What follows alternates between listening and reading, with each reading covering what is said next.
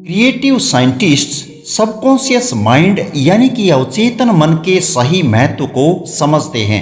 Edison, Markovnikov और Einstein जैसे बड़े बड़े वैज्ञानिकों ने बड़ी से बड़ी समस्याओं का हल भी अवचेतन मन की मदद से चुटकियों में कर लिया था। एक फेमस केमिस्ट फ्रेडरिक वॉन ने अपनी समस्या का हल करने के लिए सबकॉन्शियस माइंड का इस्तेमाल कैसे किया, इसका एक उदाहरण इस प्रकार है।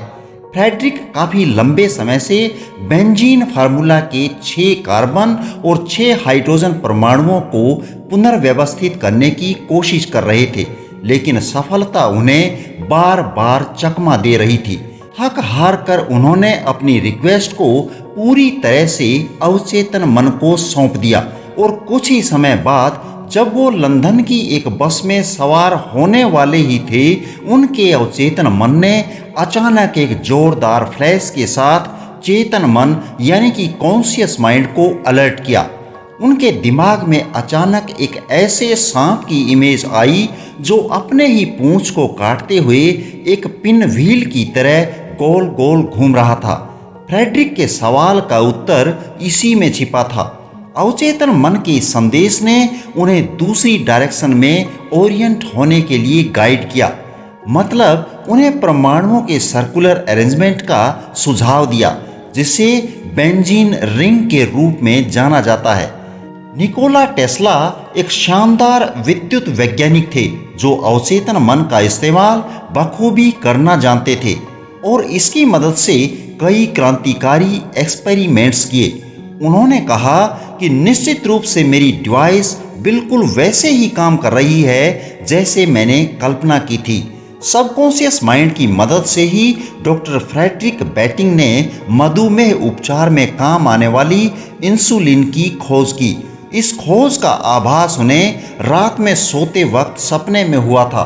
प्रोफेसर लुइस अगासिज ने भी रात को सोते समय सपने में ही एक जीवाश्म मछली की अस्पष्ट छाप को समझने में कामयाबी पाई थी।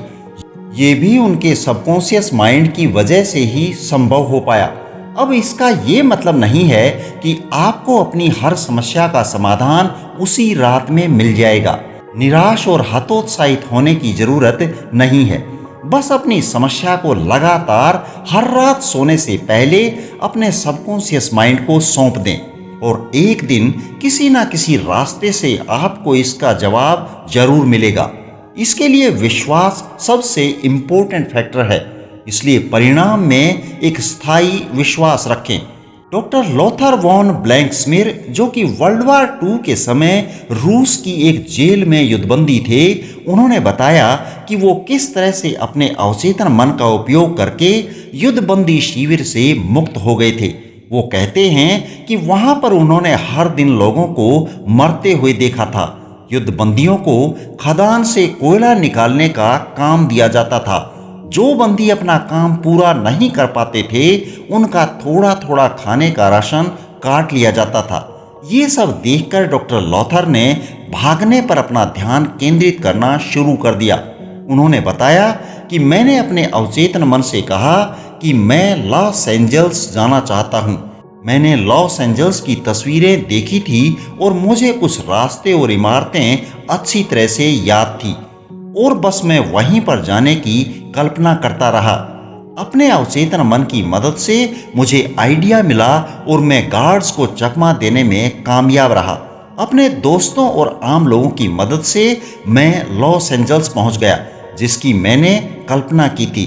इसलिए मैं अवचेतन मन के चमत्कारों पर हमेशा विश्वास करूंगा। वास्तव में इसके पास ऐसे तरीके हैं जिनके बारे में हम नहीं जानते।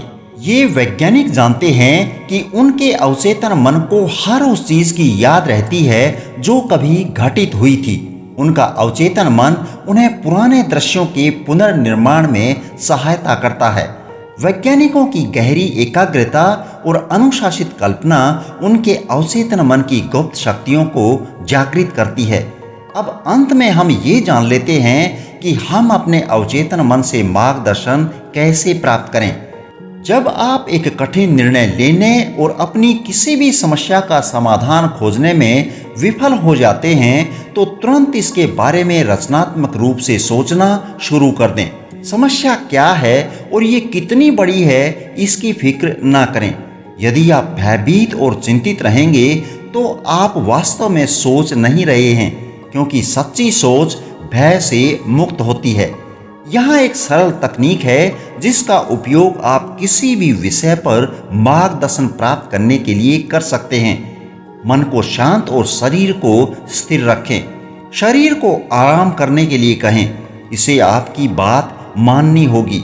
इसमें कोई संकल्प, पहल या आत्म जागरूक बुद्धि नहीं है। आपका शरीर एक भावनात्मक डिस्क है जो आपके विश्वासों और छापों को रिकॉर्ड करता है। अपना ध्यान जुटाएं। अपने ध्यान को समस्या के समाधान पर केंद्रित करें। अपने अवचेतन मन से इसे सुलझाने का प्रयास करें। सोचें कि आप सही समाधान पाकर कितने खुश होंगे। उस भावना को महसूस करें जो आपको तब होगी जब आपका उत्तर सही होता है। अपने दिमाग को इस मूड के साथ आनंद लेने दें और फिर सो जाएं।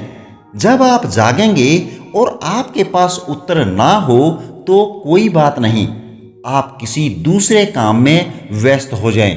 हो सकता है जब आप किसी दूसरे काम में व्यस्त हों उस वक्त ही जवाब मिल जाए। ऐसा हर रात सोने से पहले करें। अवचेतन मन से मार्गदर्शन प्राप्त करने का ये सबसे सरल तरीका है, परंतु इसके लिए विश्वास बना के रखना बहुत जरूरी है।